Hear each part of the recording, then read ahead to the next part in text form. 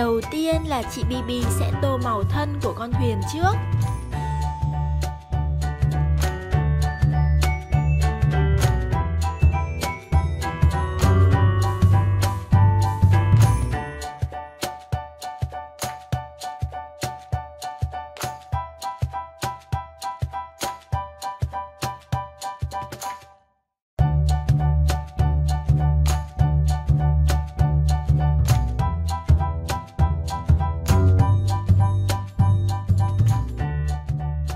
Tiếp theo sẽ là đến những cánh buồm với đầy màu sắc.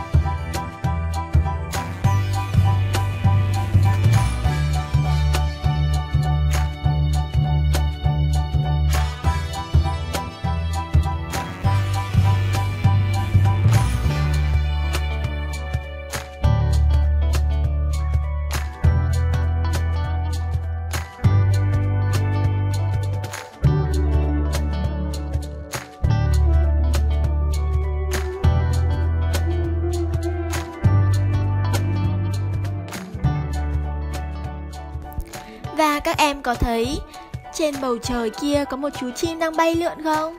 Chị Bibi sẽ tô màu vàng cho chú chim này nhé.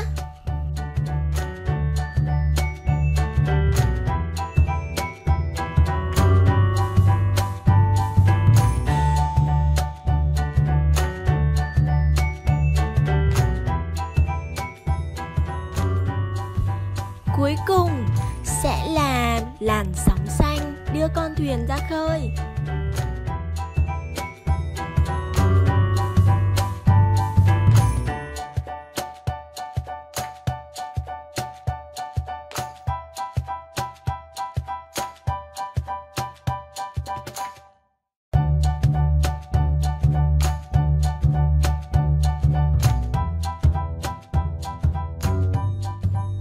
Và bây giờ chị Bibi chỉ cần tô nốt màu nền là chị đã hoàn thành xong bức tranh của mình rồi đấy.